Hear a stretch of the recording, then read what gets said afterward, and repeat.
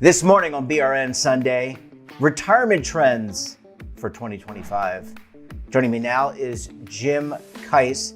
He's the head of group retirement for Equitable. Jim, so great to see you. Thanks for joining us on the program this morning. Great to be here, Jeff. Thanks for having me. And we're going to talk about the 2025 trends from your perspective, Equitable's perspective. But I want to get a look back. We're coming to the end of 2024. What's your perspective on the year that was 2024 when it comes to retirement plans? Well, Jeff, that's a great question. I think 2024 was the year of growth.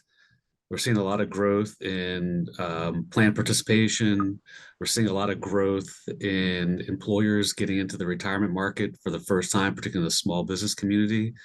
And we're seeing a lot of innovation with the products and services on the investment side. So it's been a really interesting year. In-plan annuities continue to garner a lot of interest, and I'm seeing some more innovation and uptick there. And I expect 2025 to be more of the same in 24. Again, a lot of growth and a lot of attraction and activity in the private retirement plan market. And Jim, Secure, as you know, because you're heavily involved in the retirement industry, Secure 2.0, one of the focuses was expanding coverage. And Congress, in its infinite wisdom, included pooled employer plans. How has that marketplace grown? The pooled, or PEPs, as we call them. We use a lot of jargon, of course, in our industry, but how has that marketplace grown? Well, I was an early adopter of pooled retirement plans, starting with multiple employer plans going back to the early 2000s. And with the passage of Secure, I think we saw about 170 pooled employer plans filed with the DOL. And that number is more than doubled to 350 as we sit here today, and growing by the week, frankly. There's a lot of activity going on in the industry. A lot of record keepers are really getting into this space. And then you couple the use of PEPs with some of the mandates that we're seeing, particularly at the state level, and with auto enroll. There's a lot of activity. I talked to a lot of my peers, and the amount of new business that they're putting in to these PEPs is just tremendous, almost difficult to keep up with from what I'm hearing, and we're seeing a similar activity here at Equitable. And just maybe anecdotally, are we seeing the coverage gap start to narrow as a result of these? You mentioned all these pooled employer plans being started up. Is that coverage gap narrowing, and is the legislation actually working? I think anecdotally it is, right? I think there's still a lot of reporting that needs to be done for the adopting employers that either go into a PEP or that have gone into a MEP. I can tell you that the number of MEPs, at least, has grown significantly over the last 20 years. I think when I first started working in that space, there's probably about 2,700 MEPs that existed. And today we sit about 4,700 and growing. And you throw the PEPs on top of that.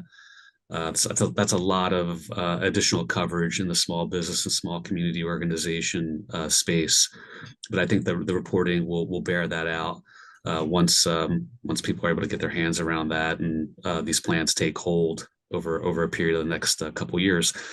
Jeff, it took, I think, 40 years to get $7 trillion of assets in the retirement system. And many people believe that we might get another 7 trillion in the next 5 to 7 years by virtue of the mandates and the PEPs that exist. And there's some that believe that 75 to 80% of all employers will be joining a PEP over the next 5 to 7 years as well. And that comes from a broad range of people that work with think tanks on the ERISA law side, practitioners, and the like. So the momentum is as great as I've ever seen it in this area. Yeah, it's going to make 2025 and beyond certainly exciting. Jim, our industry tends to use the participation rate as a benchmark for success. When you look at that number, at least across your book of business, have more employees signed up for their employers' retirement plans?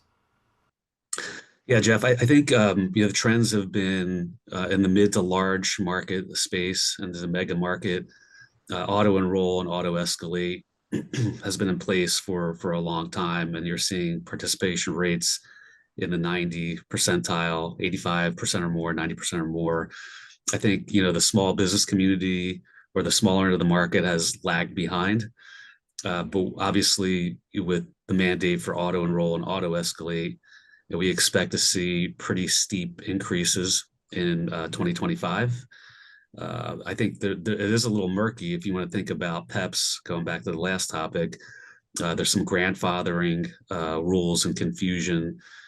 So PEPs or MEPs that have existed prior to this auto enroll provision going into place. What happens with new employers that adopt into the MEP or PEP? Should they be taking advantage of the auto enroll and auto escalate based on the policy, or can they be grandfathered because the MEP or PEP was in place previous to secure taking effect?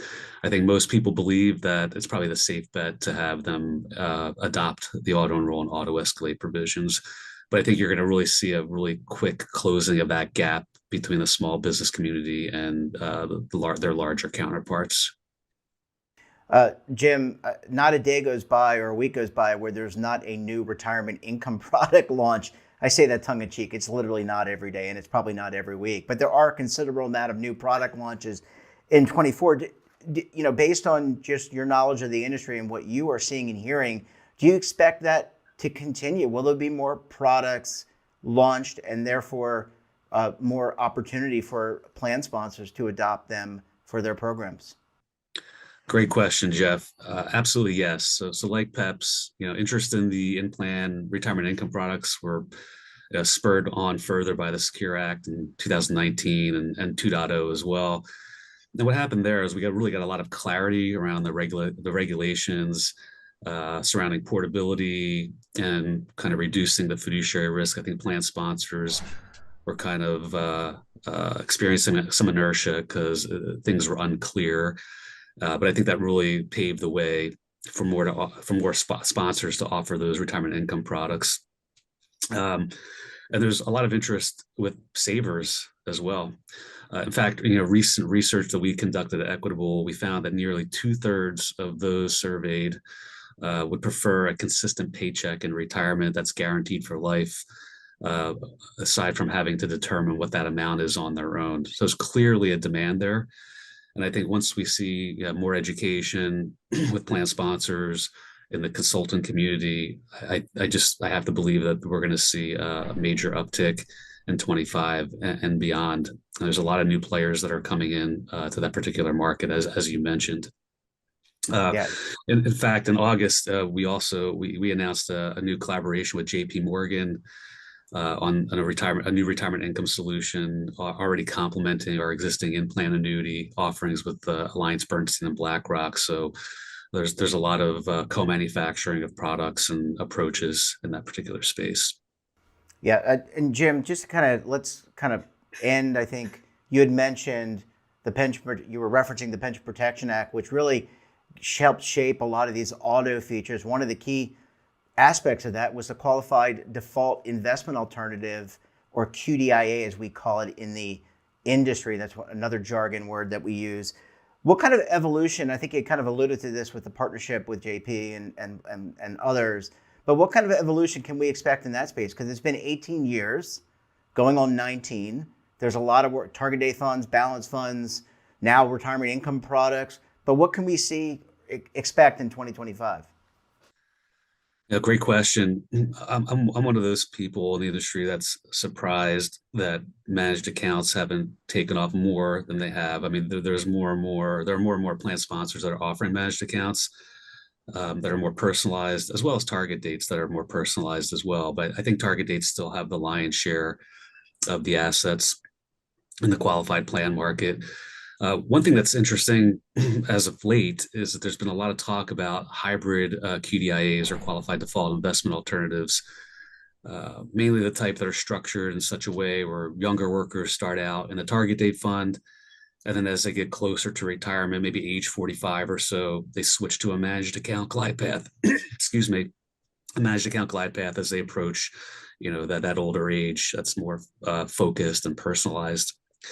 And really, the whole point of a hybrid QDIA is to evolve, with the retirement plan participants as their savings needs change, basically transitioning again them to those more personalized default options that take more inputs than just age and basic risk items.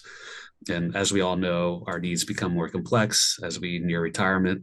And I think it's a really interesting approach within the industry. We're seeing some products that are already starting to come to market with some of our defined contribution investment only partners.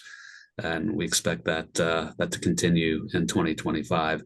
And we're also seeing more CITs within the confines of target date funds and managed accounts well.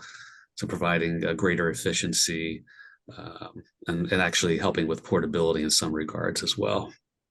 Well, I think 2024 was, I think, a great year.